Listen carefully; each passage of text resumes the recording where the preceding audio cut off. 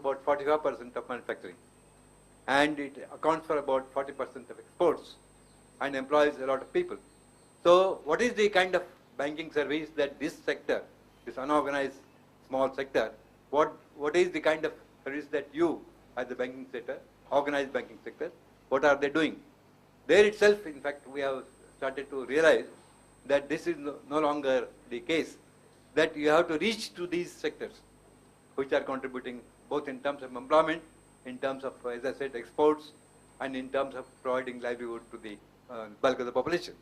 And therefore you devise your system in such a way that you have financial institutions which directly or indirectly cater to the requirements of this SME sector.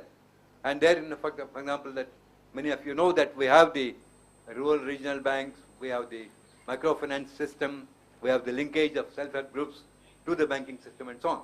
So the point that I'm trying to emphasize is that banking is not merely lending to corporate sector. Banking is not merely to lending to corporate giants like Ratan Tata or the Mittal of the steel magnate. It also involves catering to these sectors which have so far been neglected and which we should try to bring into the fold of the organized banking system. And that is why if you look in terms of designing your future banking or financial system, you should think in terms of these institutions. For example, today, microfinance has assumed a very important role in the Indian system, because we have, of course, cooperative institutions, we have the regional rural banks, RRBs, and so on. But even then, they are not doing enough, and therefore, we have to think in terms of how microfinance institutions could be brought into this network of financing these neglected sectors and so on. So, as I said, it's not merely, as I said, copying the BAL norms or bringing about risk assessment devices, asset management techniques and so on. They are important. I'm not saying that they are not important. But in addition to that, country-specific issues have to be brought into the focus, and your approach to tackling these issues should be in terms of institutional challenges. That's why when I said that this whole collapse of the American system has changed the entire institutional sort of a scenario, institutional package, that you have to look into afresh the whole issue of how exactly you have to develop the financial institutions.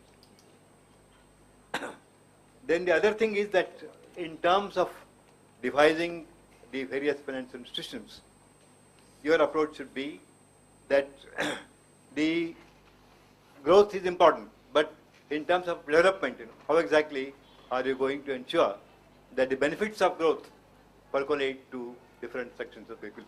Because today, growth has bypassed certain sections totally, and that is why you are ending up, because even after, let us say, your 1991 reforms, today, the total number of poor has risen substantially from 1991 to 2004 or 2005. If you look at the figures, there is a substantial increase in the total number of people. So that means our whole development effort has failed because you have not reached them. And therefore, any reform that you think in terms of should be judged in terms of what exactly is it going to do to remove this defect in our approach to development, in our approach to ensure that the benefits of development percolate to these sections. That is important. So that's what I'm saying, that the country-specific responses are more important than mimicking either the American or the European models. That is one of the important things that we should realize. Then the last element is that what we call as the philosophy of corporate culture. What I'm trying to call as philosophy of corporate culture. Because that is quite relevant to the business management experts here. Basically, you know that when the Enron and WorldCom, etc., they fell, and the depth of degradation to which corporate morality led to these kind of collapses. The London Economist said that the CEOs and the accountants have become the most despised breed at that time. And now, you see that even the so-called professional financial experts perhaps have joined this breed. Because you have seen that even in the American scene, there were several cases where when the company is thinking that you are taking a huge hefty bonus, that you are not at all worried about the company, but you want to make money for yourself. In fact, one of the main reasons for the subprime crisis, or the main reasons for triggering the collapse of the American economy, was this unbridled greed in the financial system. And that they have acknowledged. And therefore, what exactly is the malady? What exactly is the remedy for this malady? That even the American thinkers have now begun to think in terms of, in fact, there are one or two experts now who have emerged who want to induct some sort of corporate kind of a culture in each corporation, sort of ethical culture in the corporate sector.